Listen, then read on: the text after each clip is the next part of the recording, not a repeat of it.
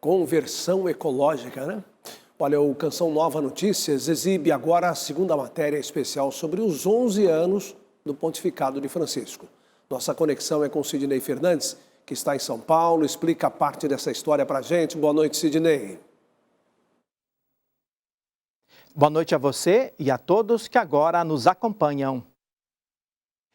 Nesta reportagem, vamos conhecer um pouco mais do pensamento de Francisco nesses 11 anos como líder da Igreja Católica.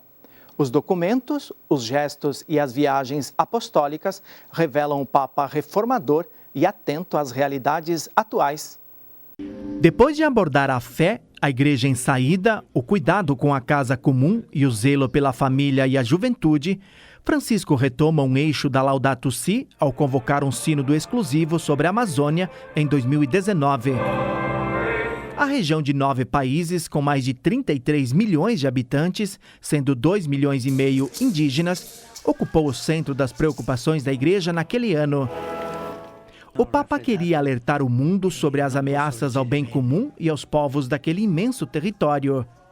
E não foi só isso.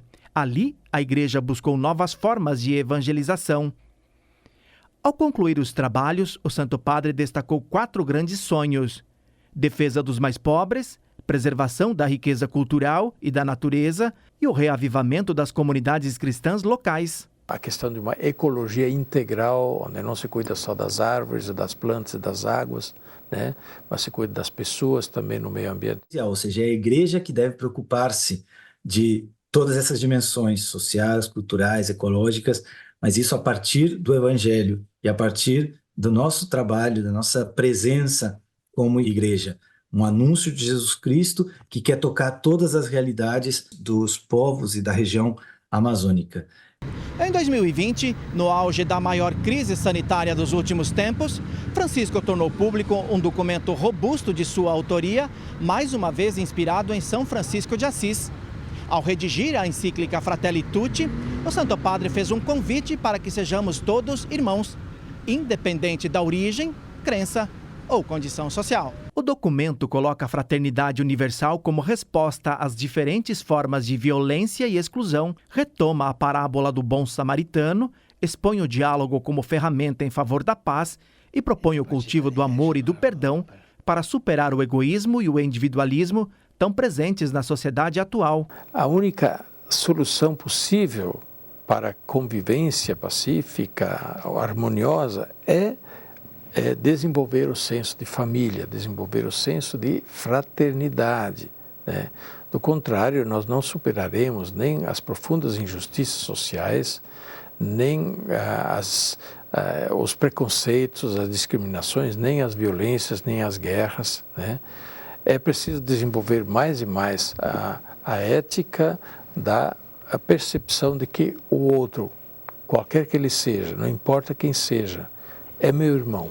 E precisamos nos unir de novo para resolver os problemas principais que são comuns a toda a humanidade, né? Como a paz, a pobreza, né? A fome. Olhar o amor, o bem social, uma política que bem entendida é absolutamente necessária, né? Essa preocupação pelo bem comum, também as religiões podem colaborar e o Papa Francisco quer dar a sua contribuição a partir da fé católica. Nos últimos anos, o pontífice ainda retomou temas como a crise climática e sua mensagem ressoou na Conferência do Clima em Dubai.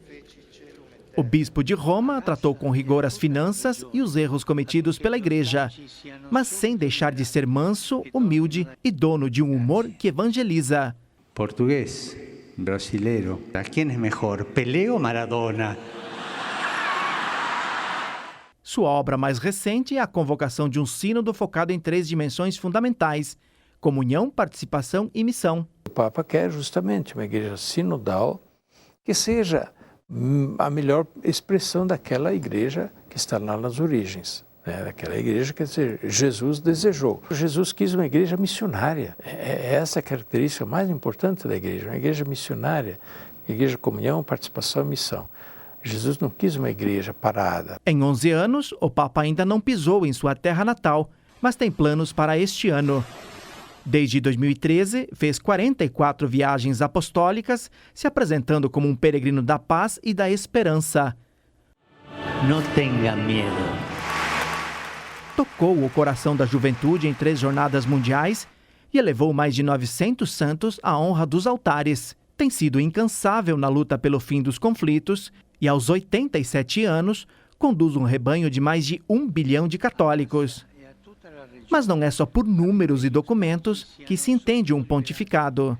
Gestos como ir ao Iraque, ir a Lampedusa como primeira viagem, uma ilha marcada pelas mortes dos migrantes que tentam fugir da África em direção à Europa, gestos de abraçar as religiões do mundo, de realizar encontros ecumênicos, gestos como passar a Semana Santa numa prisão para lavar os pés dos presos. Ele, muito mais do que pelas palavras, ele faz aquilo que ele nos convida a fazer, que é a pregação pelas atitudes, pelos gestos, por aquilo que ele faz, e não só por aquilo que ele diz. Naquele 13 de março de 2013, a vontade do Espírito Santo se cumpriu. O cardeal das periferias argentinas iniciou um restauro na igreja e na esperança em Jesus Cristo. Ave Maria, llena de gracia, el Señor es contigo.